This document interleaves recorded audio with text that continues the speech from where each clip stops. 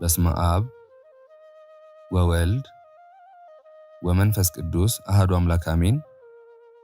ገድለ ብፁዕ ወቅዱስ አቡነ ገብረ መንፈስ ቅዱስ ኮከበ ገዳም ምዕራፍ 20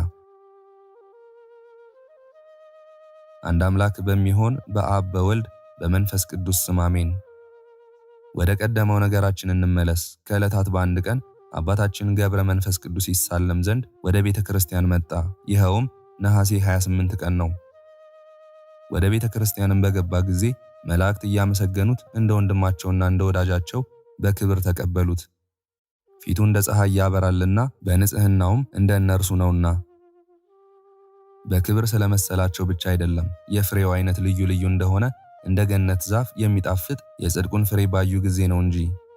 በከበረ ድንጋይ ላይ እንደተሰሩ እንደ ዕንቁ ምሰሶዎች በጠራ ወርቅ እንደተለበጠ ጳዚዮን እንደሚባል ዕንቁ ሆኖ ቢያዩት ነው እንጂ። እንደዚሁም ሁሉ የሥጋው ንጽህና ያለ ኃጢአት ይታያል። ከእናቱ ማኅፀን ከወጣ ጀምሮ የኃጢአት ትቢያ ፈጽሞ አልነካውም። ስለዚህ መላእክት ሥራውን ባዩ ጊዜ ደስ ይላቸዋል። አስቀድመን እንደተናገርን ለአባታችን ገብረ መንፈስ ቅዱስ ክብር ምስጋና ያቀርባሉ። በሌሊት ብቻ አይደለም፣ የአብርሃም የይስሐቅ የያዕቆብ የዕረፍት በዓል በሚከበርበትም በሁሉም ቀን ነው እንጂ። አባታችን ገብረ መንፈስ ቅዱስ ወደ ቤተ ክርስቲያን በገባ ጊዜ መላእክት እልል አሉ። በስውር አይደለም፣ የሰሙ ሁሉ እስኪደነግጡ ድረስ በግልጽ ነው እንጂ።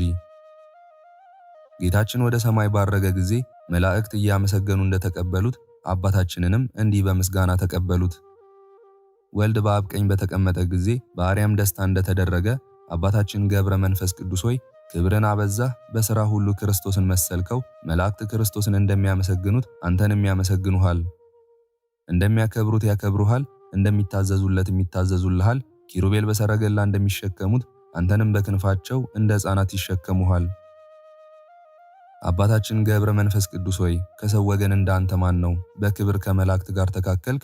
አንተ በፈቃድክ የተጋደልክ አይደለም፣ እግዚአብሔር ከእናትህ ማኅፀን መረጠህ እንጂ። እኔም የገድልህን ዜና ሰምቼ የተሸከመች ማኅፀን ንዕድ ክብርት ናት፣ ያሳደጉ ጡቶችም የተመሰገኑ ናቸው ላለው ንዑድ ክቡር የሚሆን የአባታችን የገብረ መንፈስ ቅዱስ የገድሉን ዜና ወደ መናገር እንመለስ። አባታችን ከልቡ የወደው ወደ ነበረው ወደ አባ ዮሐንስ እንደ ልማዱ ለአራተኛ ጊዜ መጣ። እንደ ሐዋርያት መልካምን ነገር ተናገረው። ትምህርቱንም በሰማ ጊዜ አባ ዮሐንስ አባታችንን ከሥራ ሁሉ የሚበልጠው ምንድን ነው አለው። አባታችንም የሙሽራው የክርስቶስን መምጣት ተስፋ አድርገህ ንጽሐ ሥጋን ገንዘብ አድርግ አለው። ንጽሐ ሥጋን ገንዘብ ያደረገ በሥራ ሁሉ እንደ ሰረገላ ይሆንለታል፣ መንፈስ ቅዱስም ዘወትር ከእርሱ አይለይም አለው። አባታችን ገብረ መንፈስ ቅዱስም ለአባ ዮሐንስ ብዙ ነገር አስረዳው። ብፁዓዊ አባታችንም ከእርሱ ከተለየ በኋላ በደዌ ሥጋ የተያዘ አንድ በሽተኛ ወደ አባ ዮሐንስ ቤት መጣ። በጸሎቱ ይፈውሰው ዘንድም ለመነው። አባቴ ሆይ በእጄ በለኝ፣ እጅግ ተጨንቄያለሁና ዜና ገድልህን ሰምቼ ወደ አንተ መጣው። ከዚህ ጽኑ በሽታዬ በጸሎትህ ይምረኝ ዘንድ እግዚአብሔርን ለምንልኝ፣ ሰውነቴ ፈጽሞ ቆስሏልና አለው። ያም በሽተኛ የመጣበት አገር የ2 ቀን መንገድ ያህል የራቀ ነበር። አባ ዮሐንስም ይህን በሰማ ጊዜ በሽታው ጽኑ ስለሆነ ከሩቅ አገርም ስለመጣ ፈጽሞ አዘነለት። ድህነት ሽቶ ወደ እኔ የመጣ ይህን በሽተኛ ምን አደርገዋለሁ? ይህን ሁሉ ማድረግ የማይቻለኝ ኃጢአተኛ ነኝና አለ። ወንጌላዊ ዮሐንስ እግዚአብሔር የሚፈሩትንና ፈቃዱን የሚያደርጉትን እንጂ ኃጥአንን አይሰማቸውም እንዳለ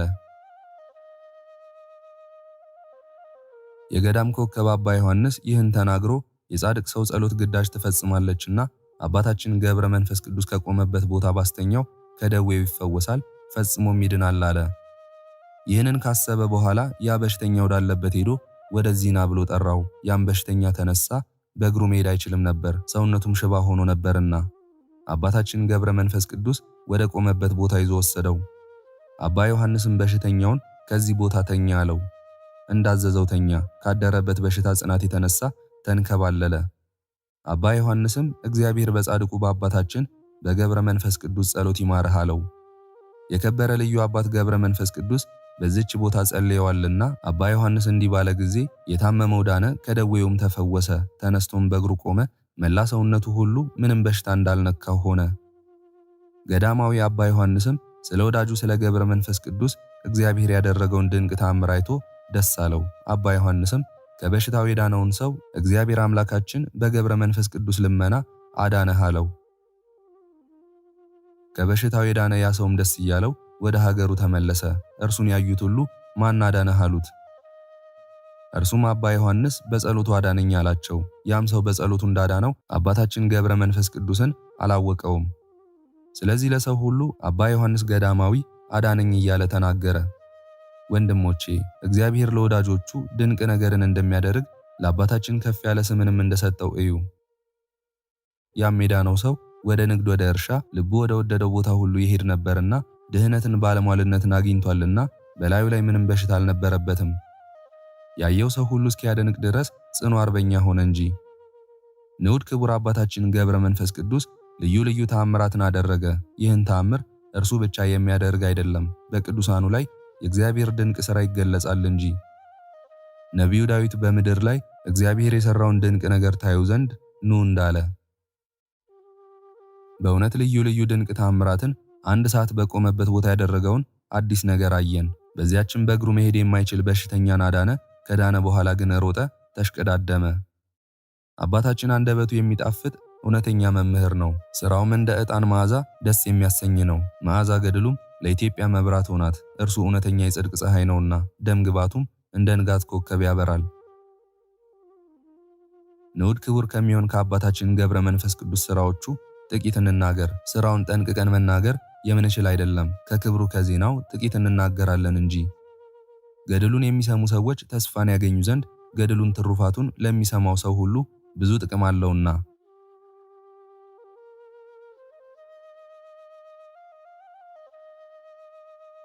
ምዕራፍ 21 አባታችን ገብረ መንፈስ ቅዱስ በኢትዮጵያ ገዳም ሳለ የሚያየው የሚመለከተው ሰው አልነበረም። እርሱ ግን የተሰወረውንም የተገለጠውንም ያይ ነበር። እንደ አምላኩ የሰውን ሐሳብ ያውቅ ነበር። አኗኗሩም እንደ መላእክት ሆነ። መላእክት እንደማይታዩ እርሱም አይታይም ነበር። በዓመት 3 ጊዜ በእርሷ ሥጋውን ደሙን ይቀበል ዘንድ ወደ ኢየሩሳሌም ይሄድ ነበር። ከዚያም ደርሶ በተወለደበት፣ በተጠመቀበት፣ በተሰቀለበት፣ ጌታ በተቀበረበት በጎለጎታ ለክብረ መስቀሉ ይሰግድ ነበር። በዚያም ብዙ ሰዓት ቆሞ ይጸልይ ነበር። የኢትዮጵያን ሰዎች ኃጢአት ያስተሰርያል፣ ከአምላኩ ዘንድ ይቅርታ ምሕረትን ይለምናል። የምሕረት ቃል ኪዳን ይሰጠው ዘንድ ጸሎቱ ልመናው ወደ አሸናፊ እግዚአብሔር ጆሮ እስኪደርስ ድረስ። ያን ጊዜ ሰማያት ይከፈታሉ፣ የእሳት መጋረጃ ይገለጣል። ጌታችንም 100,000 የምሕረት ቃል ኪዳን ይሰጠው ዘንድ በአንድነት በሦስትነት ይገለጽለታል። እርሱ ያለማቋረጥ ለምሕረት ዘወትር ይቆማልና አስቀድሞ ዕፀ በለስን በመብላት ትእዛዙንም በማፍረስ ከገነት ለወጣ ሞት በሰለጠነበት ለአባታችን ለአዳም መድኃኒት ክርስቶስ በኢየሩሳሌም ተወልዶለታልና ጌታችን ስለረገመው የአዳም ነፍስ ከአባቶች ነፍሳት ጋር 5500 ዘመን በሲኦል በፍዳ ኖረች። ክርስቶስ ወደዚህ ዓለም መጥቶ ሰው እስከሆነበት ጊዜ ድረስ በቤተልሔም ተወለደ፣ በየጥቂቱ አደገ፣ በ30 ዘመን በዮርዳኖስ ተጠመቀ፣ ተራበ፣ ተጠማ፣ ታመመ፣ ቀራንዮ በተባለ ቦታ ተሰቀለ። በለንጊኖስ ጦር ጎኑን ተወጋ፣ ሐሞት የተቀላቀለበት መጠጥን ጠጣ። ሰውነቱን ለመከራ አሳልፎ ሰጠ። አዳምን ከነ ልጆቹ ከሲኦል ማርኮ አወጣው፣ ወደ ቀደመው ርስቱ ወደ ገነት መለሰው። እኛንም በሥጋው በደሙ አዳነን። የነቢዩ የሕይወት ውሃ ከእርሱ ይመነጫል እንዳለ የተጠማ ሁሉ ያለ ዋጋ ይጠጣ ዘንድ በእውነት በኢየሩሳሌም የሕይወት ምንጭ መነጨ። ዳግመኛም ለተራቡ ሰዎች ምግብ ተገኘ። በዚያችም አዳም ከነ ልጆቹ መድኃኒትን አገኘ። ለጻድቃን ፀሐይ ወጣ፣ ለኃጢአተኞችም ይቅርታን አገኙ። መርገም ተሻረ፣ ሞትም ድል ተነሳ። ጨለማም ተወገደ፣ ገነት ተከፈተ፣ የብረት መዝጊያ ተሰበረ፣ የኃጢአትም ቀንበር ተቀጠቀጠ። ከምሕረት ባህር ድህነትን ወርቅን ጽዋ የሚቀዳ የአዳምን ልመና ወደ ሰማይ ወደ ባሕሪ አባቱ የሚያሳርግ መዓዛው ያማረ በግ ወጣ።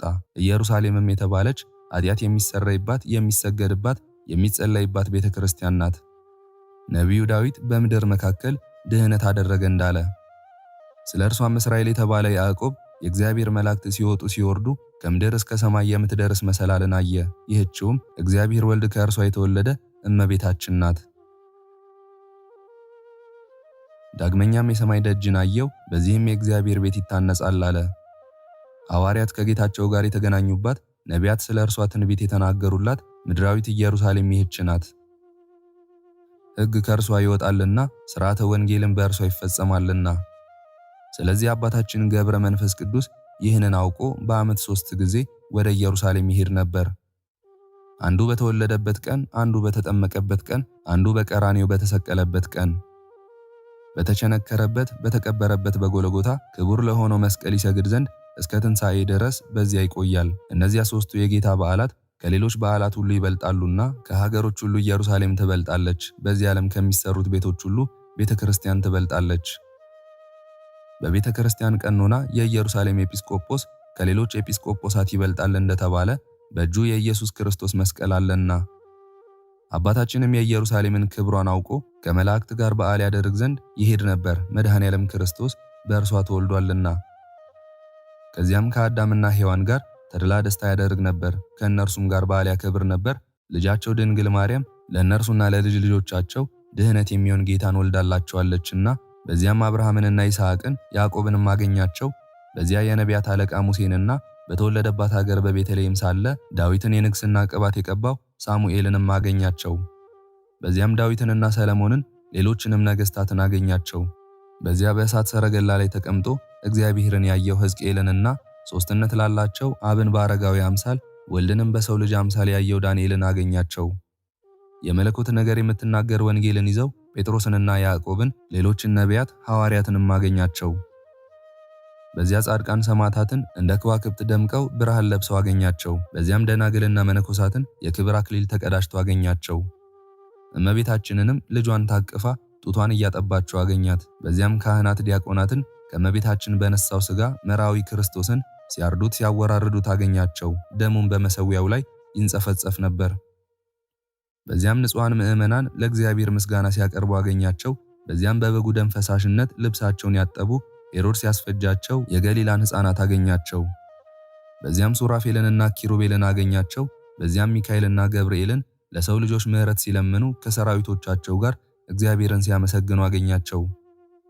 በዚያም የመላእክት አለቃ ፋኑኤልን ከሰራዊቱ ጋር ለሰው ልጆች ምሕረትን ሲለምኑ ብርሃን ለብሰው ለእግዚአብሔር ምስጋና ሲያቀርቡ አገኛቸው። በዚያም ሳቁኤል ከሰራዊቱ ጋር ለሰው ልጆች ምሕረትን ሲለምኑ ብርሃን ለብሰው ብርሃን ተጎናጽፈው እግዚአብሔርን ሲያመሰግኑ አገኛቸው። በዚያም ኡራኤልን ከሰራዊቱ ጋር ለሰው ልጆች ምሕረትን ሲለምን አገኘው። በዚያም ሳቁኤል ከሰራዊቱ ጋር ለሰው ልጆች ምሕረትን ሲለምኑ ብርሃን ለብሰው እግዚአብሔርን ሲያመሰግኑ አገኛቸው። በዚያም የመላእክት አለቃዎች ሩፋኤልንና ራጉኤልን እሳት ለብሰው እሳት ተጎናጽፈው ከሰራዊቶቻቸው ጋር አገኛቸው። በዚያም 99ኙን ነገደ መላእክት በአንድነት ሆነው ሲያመሰግኑ አገኛቸው። በዚያም ብዙ የሚሆኑ መላእክትን ለሰው ልጆች ምሕረት ሲለምኑ በየወገናቸውም እግዚአብሔርን ሲያመሰግኑ አገኛቸው። አባታችን ገብረ መንፈስ ቅዱስ ይህን ሁሉ ያየው በኢትዮጵያ አይደለም፣ የይሁዳ ክፍል በምትሆን በቤተልሔም ነው እንጂ።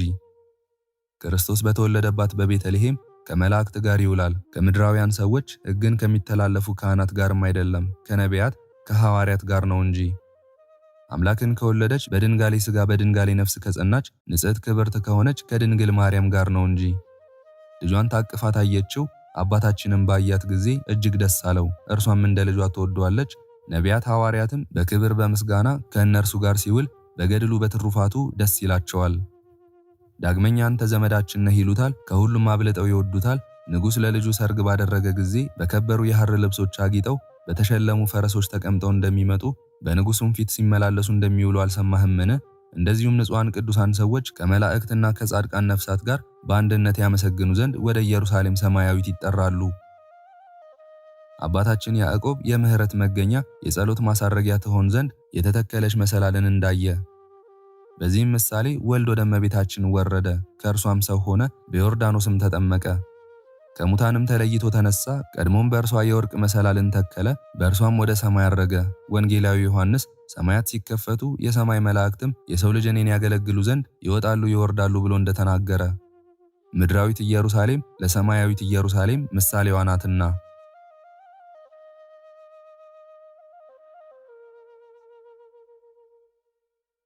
ምዕራፍ 22 ስለዚህም ንዑድ ክቡር የሚሆን አባታችን ገብረ መንፈስ ቅዱስ ከመላእክት ጋር በዓል ያደርግ ዘንድ ወደ ኢየሩሳሌም መሄድን ወደደ። በስካር በምንዝር ጌጥ አይደለም፣ ከንጹሐን መላእክት ጋር በፍጹም ደስታ ነው እንጂ። ከሰባቱ የመላእክት አለቆች ሕዝብህን ማር ይቅር በል፣ የአገልጋዮችህን ቃል አትርሳ እያሉ ሲለምኑ በሰማ ጊዜ አባታችንን በዳዊት መዝሙር እንደ እነርሱ ቆሞ ይጸልያል። አቤቱ በጽዮን ለአንተ ምስጋና ይገባል፣ በኢየሩሳሌም ጸሎት ላንተ ይቀርባል። ወደ አንተ የሚቀርበውን የፍጥረትን ሁሉ ልመና ስማ እያለ በእውነት የሰማያውያንን ምስጋና ያቀርባል። አባታችን ገብረ መንፈስ ቅዱስም ከኃጥአን ወገን አስራት አድርገህ ትሰጠኝ ዘንድ እለምንሃለሁና መላእክት ሁሉ ሕዝብህን ይቅር በል ብለው እንደለመኑ አባታችንም እንደነርሱ አቤቱ የኢትዮጵያን ሰዎች ማራቸው አለ። በአርያም ተድላ ደስታ ይሆን ዘንድ በየበዓሉ አስራት አድርግልኝ አለ። ስለ ጻድቃን የምለምንህ አይደለም ስለ ኃጥአን ነው እንጂ። ጌታችንም አባታችን ገብረ መንፈስ ቅዱስን በወንጌል ስለኔና ስለ ወንጌል ቤቶቹንም አባትና እናቱን ወንድሞቹንም እህቶቹንም ሚስቱን ልጆቹን እርሻውን የተወ በዚህ ዓለም በሚመጣውም ዓለም 100 እጥፍ ዋጋ ያገኛል ብዬ እንደተናገርኩ የምህረትን ቃል ኪዳን ሰጠሁ አለው። በዚህ ዓለም በሕይወተ ሥጋ ሳለ ከኃጥአን ወገን እጥፍ አድርጌ አስራት ሰጠሁ። ለአገልጋዩ ለገብረ መንፈስ ቅዱስ ይህን ቃል ኪዳን ሰጠው። በዳዊት መዝሙር በክፎች ምክር ያልሄደ ምስጉን የተባለው በእርሱ ተፈጸመ። በእውነት አባታችን በክፎች ምክር አልሄደም፣ የኃጢአተኞችንም መንገድ አልተከተለም፣ ፈጽሞ ራቀ እንጂ። እንደ አንበሳና እንደ ነብር ዱር ለዱር ዞረ፣ ከዘባቾች ጋር አልተቀመጠም፣ በፍቅራቸውም አልሳቡትም። በመዓልትም በሌሊትም ሁልጊዜ ተግቶ ሲጸልይ ኖረ እንጂ፣ የዳዊት መዝሙርን ሲያነብ ኖረ እንጂ፣ በወንዝ ዳር እንደተተከለች ዛፍ ከሰማይ መላእክት ጋር በምስጋና አንድ ሆነ። አባታችን ገብረ መንፈስ ቅዱስ በየቀኑ ፍሬዋን የምትሰጥን ኮይንና የሚጣፍጥ የወይን ዘለላ መሰለ። ስለዚህም አባታችን ገብረ መንፈስ ቅዱስ ፈጽሞ ደስ አለው፣ ሐሴትም አደረገ። በዚህ ዓለም 100 እጥፍ ዋጋ ስላገኘ መልካም ፍሬ ስላፈራ ተደሰተ። ፍሬም የተባሉ ከሲኦል የወጡ ኃጥአን ናቸው። ስለ ኃጢአተኞች መዳን የሚደሰት እርሱ ብቻ አይደለም፣ የሰማይ መላእክትም ከጻድቃን ጋር ስለ እነርሱ ይደሰታሉ እንጂ። ከሲኦል የወጡ የኃጥአን ነፍሳትም ከእነርሱ ጋር በዚያ በዓል ያደርጋሉ። አባታችን ገብረ መንፈስ ቅዱስም በተቀደሱ ቦታዎች ዘወትር ስለ ኃጥአን የሚያደርገውን ልመና ፈጽሞ ቅዱስ ሥጋውን ክቡር ደሙን ይቀበል ዘንድ ወደ ኢየሩሳሌም ይገባል። ሲገባም እርሱን ከመሰሉ ቅዱሳን በቀር የሚያየው ሰው አልነበረም።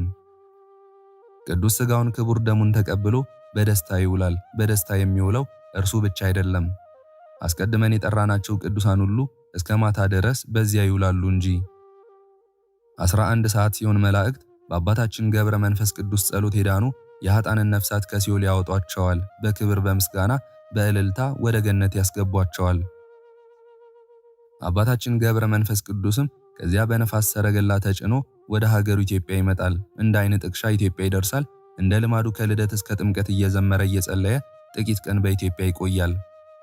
የጌታችን የኢየሱስ ክርስቶስ የጥምቀት በዓል በደረሰ ጊዜ ዳግመኛም ተነስቶ በነፋስ ሰረገላ ተጭኖ ይሄዳል። ከዚያም የእግዚአብሔር በግ ኢየሱስ ክርስቶስ ወደ ተገለጸበት አብም ስለ ልጁ የምወደው ልጄ ይህ ነው ብሎ ወደ መሰከረለት መንፈስ ቅዱስን በነጭ ርግብ አምሳል ወደ ወረደበት የሥላሴ አንድነት ሦስትነት ወደ ታወቀበት ወደ ዮርዳኖስ ወንዝ ይሄዳል። አባታችን ገብረ መንፈስ ቅዱስም ወገኖች የሚሆኑ የኢትዮጵያን ሕዝብ አቤቱ ማራቸው እያለ ቆሞ አብዝቶ ይጸልይ ነበር። እነርሱ ልደትህን፣ ጥምቀትህን፣ ትንሣኤህን፣ ዕርገትህን ሳያዩ አምነዋልና በማየት ያመኑ አይደለም በመስማት ነው እንጂ። አንተ ሳያዩኝ የሚያምኑ ብፁዓን ናቸው ያልከው ቃልህ ይታበላልን? ስታጠምቋቸው አንድ አምላክ በሚሆኑ በአብ በወልድ በመንፈስ ቅዱስ ስም አጥምቋቸው። ዳግመኛም ያመነ የተጠመቀ ይድናል፣ ያላመነ ያልተጠመቀ ይፈረድበታል። ዮሐንስም በወንጌሉ በወልድ ያመነ የዘላለም ሕይወት አለው እንዳለ። አቤቱ ጌታ ሆይ ስለ መናፍቃን ስላልተጠመቁ ሰዎች የምለምንህ አይደለም፣ ድካመ ሥጋ አሸንፏቸው ኃጢአት ስለሰሩ አማኞች ነው እንጂ። ያን ጊዜ ሰማይ ተከፈተለት፣ የእሳት መጋረጃ ተገለጠ። ጌታም እንደ ልማዱ ተገለጠለት፣ እንደ ቀድሞ አስራትን ሰጠው። መላእክትም ይህን ሰምተው ደስ ብሏቸው አመሰገኑ። የኃጥአንን ነፍሳት ይዘው የዘላለም ሕይወት ወዳለበት ወሰዷቸው። አባታችን ገብረ መንፈስ ቅዱስ እንደ እነርሱ ካሉ ቅዱሳን ጋር ሥጋውን ደሙን ይቀበል ዘንድ ደስ እያለው ወደ ኢየሩሳሌም ሄደ። አስቀድመን እንደተናገርን ሥጋውን ደሙን ተቀብሎ ከዚያ ዋለ። ከዚያ በኋላም በሰላም ወደ ሀገሩ ወደ ኢትዮጵያ ተመለሰ። ዳግመኛም በሲኦል ስለቀሩት ኃጢአተኞች ሲጸልይ ኖረ። የፋሲካ በዓል በደረሰም ጊዜ ዳግመኛ እንደ ልማዱ ወደ ቀራንዮ ሄደ። በዚያም ለከበረ መስቀሉ ሰገደ። ጌታዬ ፈጣሪዬ የኢትዮጵያን ሰዎች ማርልኝ ብሎ ጸለየ። እነርሱ ሞትህን ትንሣኤህን ሳያዩ ያመኑ ደጋግ ሰዎች ናቸውና ትምህርት ተአምራት ተግሳጽ ያልመለሳቸው ልዩ ተአምራትን እያዩ አንተን እንደሰቀሉ እንደ አይሁድ አይደሉምና። እነርሱ አመፅን፣ ክፋትን፣ ኃጢአትን፣ ቅሚያን፣ ቅናትን የተሞሉ ናቸው። ሐሜተኞች፣ ነፍሰ ገዳዮች፣ ከዳተኞች፣ ተንኮለኞች፣ ግብራቸው የከፋ በደለኞች ተገዳዳሪዎች፣ ሰነፎች ዝንጎች፣ ነገረኞች ምሕረት የሌላቸው ናቸውና። አንተ የማያዩ ሰዎች እንዲያዩ ለማድረግ መጥተሃልና ወገኖችን የኢትዮጵያን ሕዝብ እስከ ዘላለሙ ጠብቃቸው። ለብዙዎች ቤዛ ልትሆን ተሰቅለሃልና በለንጊኖስ ጦር ተወግተሃልና ያን ጊዜ ትኩስ ደም ጥሩ ውሃ ከቀኝ ጎን ፈሰሰ። አንተ ካህን ነህ፣ ሥጋህም የሕይወት ምግብ ነው፣ መስቀልህም መሠዊያ ነው። አንተ በቃልህ ሥጋዬን የበላ ደሜን የጠጣ የዘላለም ሕይወት አለው ብለሃልና አቤቱ ጌታ ሆይ እንደ ቃል ኪዳን ብዛት አድርግልኝ፣ እንደ ይቅርታህም ብዛት ይቅር በላቸው፣ እንደ ምሕረትህም ብዛት በደላቸውን አጥፋላቸው ብሎ ጸለየ። አባታችን ገብረ መንፈስ ቅዱስ ጸሎቱን በፈጸመ ጊዜ ሰማይ ተከፈተለት፣ የእሳት መጋረጃ ተገለጠ። ጌታችንም በግርማ መለኮቱ ተገልጦ በኪሩቤል ሰረገላ ተቀምጦ ታየው። አይቶም እንደ ነቢያት እንደ ሐዋርያት አልፈራም። እናት አባቱን እንዳየ ሕፃን ፈጽሞ ደስ እያለው አየው እንጂ። ጌታችንም አባታችን ገብረ መንፈስ ቅዱስን የመረጥኩህ ወዳጄ ምን ትሻለህ? ምን ላደርግልህ ትወዳለህ? አለው።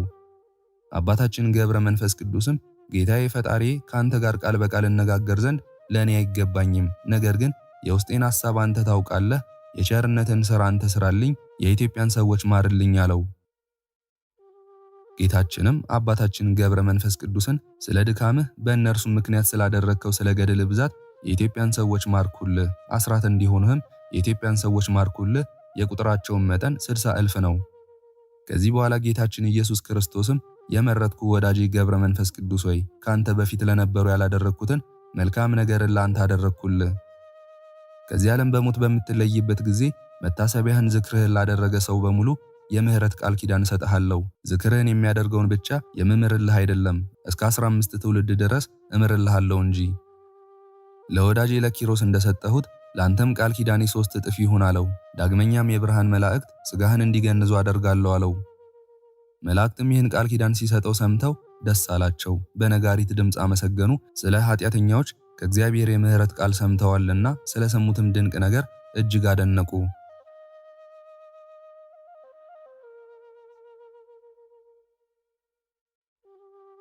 ምዕራፍ 23 ዳግመኛም የመላእክት ሰራዊት አጣን ወዳሉበት ቦታ ገብተው ከዚያ አውጥተው በፍጹም ምስጋና እያመሰገኑ የዘላለም ሕይወት ወዳለበት ወሰዷቸው።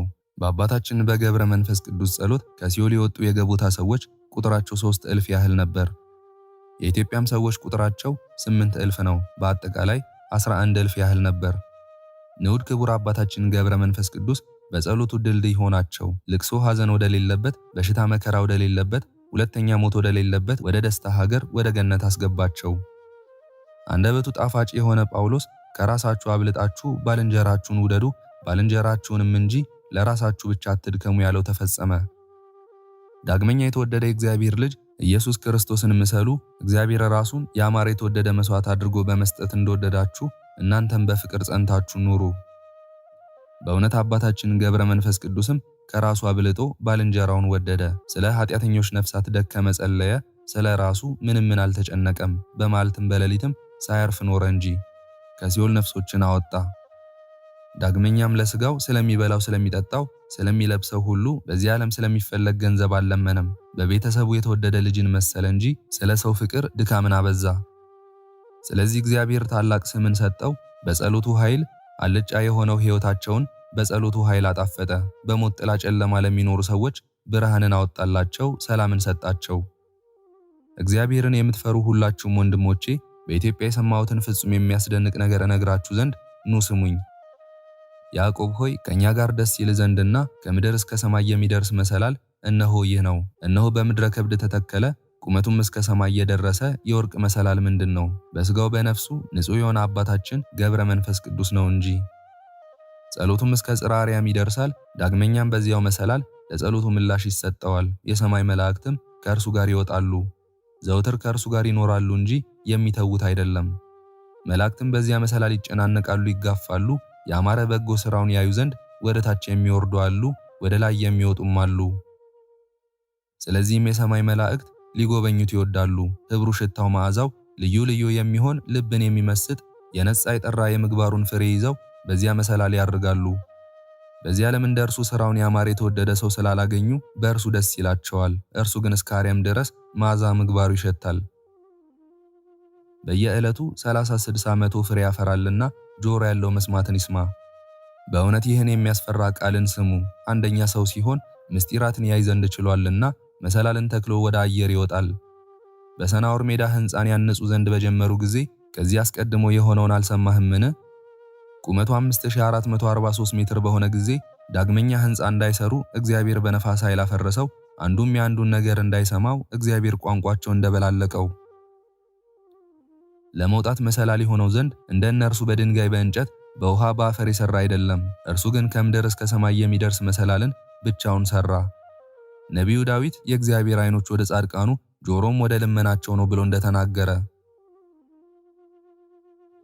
ዳግመኛም እግዚአብሔርን ዘወትር አየዋለሁ ሁልጊዜም በፊቴ ነው ብሎ እንደተናገረ፣ ቸር ደግ የሚሆን አባታችን ገብረ መንፈስ ቅዱስም አምላኩ እግዚአብሔርን በእውነት ዘወትር ያየዋል። ቅዱሳት ንጹሐን የሆኑ እጆቹን ዘርግቶ ለጸሎት በቆመ ጊዜ አቡነ ዘበሰማያትን በጀመረ ጊዜ መንበረ ጸባዖት ይታየዋል። ጸሎቱ ልመናው ሁላችን ሕዝበ ክርስቲያንን ይጠብቀን ለዘላለሙ አሜን። በእውነት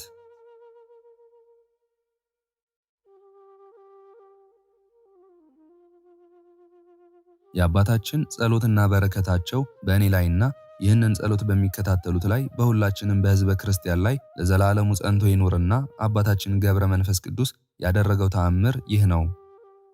ረሃብ የጸናበት አንድ ድሃ ሰው ነበር። ከረሃቡ ጽናት የተነሳ በልቡ እግዚአብሔርን ካደው። ጠንቋዮችን ፈለገ። በመንገድም ሲሄድ አሳች የሆነ ሰይጣን አገኘው። ሰይጣንም ወዴት ትሄዳለህ? ማንንስ ትሻለህ? አለው።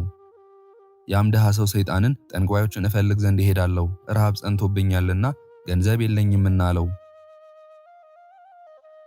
ሰይጣኑም ሀብታም ልትሆን ከወደድህ እግዚአብሔርን ክደህ በሰይጣን ታምናለህን? አለው። ያም ድሃ ሰው እግዚአብሔርን ክጄ በሰይጣን ባምን ምን ይሰጠኛል? ምን አገኛለሁ? አለው። ሰይጣንም ወርቅ አስመስሎ የሰው ክንድ ያህል ድንጋይ አንስቶ በሰይጣን ካመንክስ ይህን ወርቅ እንካ አለው። እንደምታየኝ ሰይጣን እኔ ነኝ አለው። ዳግመኛም ያ ሰይጣን እኔን ካመንክ ወርቅ እሰጥሃለሁ፣ ላንተ ለብቻህ የሚሆን አይደለም እስከ ልጅ ልጅህም ድረስ የሚሆን ነው እንጂ። በል ተነስና አብ ወልድ መንፈስ ቅዱስን ካዳቸው፣ ድንግል ማርያምንም ካዳት፣ ነቢያት ሐዋርያትን፣ ጻድቃንን፣ ሰማዕታትን፣ ሄሮድስ ያስገደላቸው ሕፃናትን፣ የሥላሴን ዙፋን የሚሸከሙ አራቱ እንስሳትን፣ 24ቱ ካህናተ ሰማይን፣ አብያተ ክርስቲያናትን ሁሉ፣ ሥጋውን ደሙን፣ ሰንበታትን፣ ሰማይን፣ ምድርን፣ እነዚህን ሁሉ ካድ አለው። ያም ሰው ከችግሩ ብዛት የተነሳ ሁሉንም ካድኩ አለው። ሰይጣንም ሁለተኛ ድገም አለው። ያም ድሃ ሰው ሰይጣንን ሁለተኛ ካድኩ አለው። ሰይጣኑም ሶስተኛ ካድ አለው። እርሱም ለሶስተኛ ጊዜ ካድኩልህ አለው። ወርቅ ያስመሰለውን ድንጋይ አሳይቶ ከሁሉ ይልቅ የሚጣላኝን ገዳማዊ አባ ገብረ መንፈስ ቅዱስን በል ካደው አለው። ያም ድሃ ሰው ሰይጣንን እርሱስ መሪ ምርኩዝ ይሆነኛል፣ ሁሉንም ካድኩ፣ ከእርሱ ጋርስ እሞታለሁ አለው። ያን ጊዜ ሰይጣን ተቆጥቶ ወርቅ ባስመሰለው ድንጋይ አናቱን አለውና ወዲያውኑ ሞተ። የጨለማ መላእክትም መጥተው እንደ ሰባ ከብት እያዳፉ በብዙ ለቅሶ ነፍሷን ወሰዷት። በእሳት አለንጋ እየገረፉ በእግዚአብሔር ፊት አደረሷት። እግዚአብሔርም ያቺን ነፍስ ይህንን ሁሉ የካድሽ ለዘላለም የምትኖሪ ሞት የሌለብሽ መሰለሽን ብሎ እስከ 1000 ዓመት ድረስ ጥልቀቱ ወደማይገኝበት ቦታ ውሰዷት ብሎ አዘዘ። የጨለማ መላእክት ያቺን ነፍስ ወሰዷት። ስለ ካደቻቸው የመላእክት ሰራዊት ሁሉ ተጣሏት፣ ተበቀሏትም። አንድም እንኳ ለዚያች ነፍስ ምሕረትን አልለመነላትም። ከዚያ በኋላ አባታችን ገብረ መንፈስ ቅዱስ እንደ ዓይን ጥቅሻ ፈጥኖ መጥቶ በእግዚአብሔር ፊት ወደቀ። እግዚአብሔርም ታማኝ ወዳጄ ገብረ መንፈስ ቅዱስ ምን ሆንክ አለው። አባታችንም ቀድሞስ ታማኝ ወዳጅ ነበርኩ አለው። ጌታችንም ዛሬስ ምን አደረግኩ አለው። አባታችንም ይህ ወደ ሲኦል የላከው ሰው የሰማይ ሰራዊትን ሁሉ ቢክድ እኔን አምኗልና ማርልኝ አለው። ጌታም የሰማይ ሰራዊትን ብቻ የካድ አይደለም አባቴንም እኔንም መንፈስ ቅዱስንም እናቴ ማርያምንም ካደ እንጂ አለው። አባታችን ገብረ መንፈስ ቅዱስም ጌታችንን አንተን ሁሉ የካደ ይህ ሰው ውሻና ከሃዲ ነው አለው። ጌታችንም አባታችን ገብረ መንፈስ ቅዱስን ውሻ ይማራልን? ወደ መንግሥተ ሰማያትስ ይገባልን? አለው። አባታችን ገብረ መንፈስ ቅዱስም ጌታችንን አንተ ሰማይና ምድር ያልፋሉ ቃሌ ግን አያልፍም ብለህ የለምን? እኔንም አንተ በቃል ኪዳንህ 5 ውሾች መታሰቢያህን ዝክርህን ቢያደርጉ እምርልሃለሁ ብለኸኝ የለምን? አሁንም ጌታዬ ይህን ሰው ማርልኝ፣ አንተ ከአንደበቴ የወጣውን ቃል ኪዳኔን አልዋሽም ብለሃልና። መጽሐፍ ረሃብ ብርድ እግዚአብሔርን ያስረሳል ይል የለምን?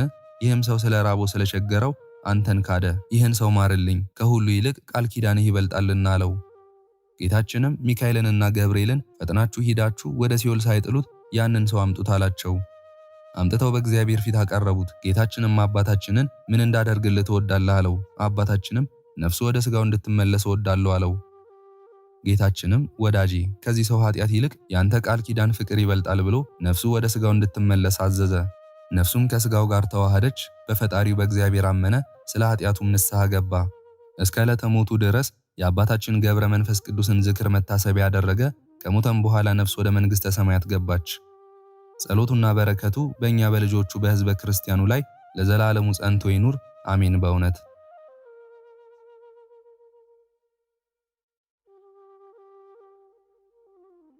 ክብር ምስጋና ይሁን አንድ አምላክ ለሆነ ለአብ ለወልድ ለመንፈስ ቅዱስ ዛሬም ዘወትርም እስከ ዘላለሙ አሜን። የዛሬውን መርሃ ግብር በዚህ መልኩ ጨርሰናል። ዘወትር የምንለቀውን መርሃ ግብር እንድትከታተሉ ሳትሰለቹም ሰብስክራይብ፣ ላይክ እና ሼር እንድታደርጉ እኔንም ይህንን ጸሎት የተከታተሉትንም በያላችሁበት በጸሎታችሁ እንድታስቡን በጌታችን በመድኃኒታችን በአምላካችን በኢየሱስ ክርስቶስ ስም እጠይቃለሁ።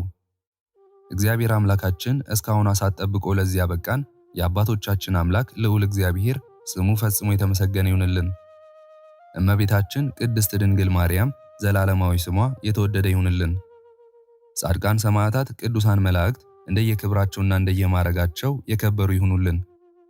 ይህንን ጸሎት ምስጋና ወይንም ቃል እግዚአብሔር በቅርብም በአካል በሩቅም በያላችሁበት ስትከታተሉ ለቆያችሁ በኋላም ለምታደምጡ በአሚነ በረከት ለተሳተፋችሁ በሙሉ በጸሎት እንድናስባችሁም ለጠየቃችሁን ሁሉ እግዚአብሔር አምላካችን ሁላችሁንም ያስባችሁ ከነቤተሰባችሁ በሕይወትና በጤና ያቆያችሁ። ዕድሜ ዘመናችሁ የተባረከ ይሁን። ስራችሁን የሰመረ፣ ቀናችሁን ያማረ፣ ኑሯችሁን የከበረ፣ ጸሎታችሁንም የተሰማ ያድርግላችሁ።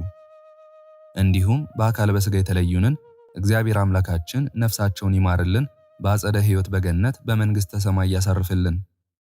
አነሳስቶ ላስጀመረን አስጀምሮም ላስፈጸመን ለልዑል እግዚአብሔር ክብርና ምስጋና ይግባው ዛሬም ዘወትርም ለዘላለሙ አሜን። አቡነ ዘበሰማያት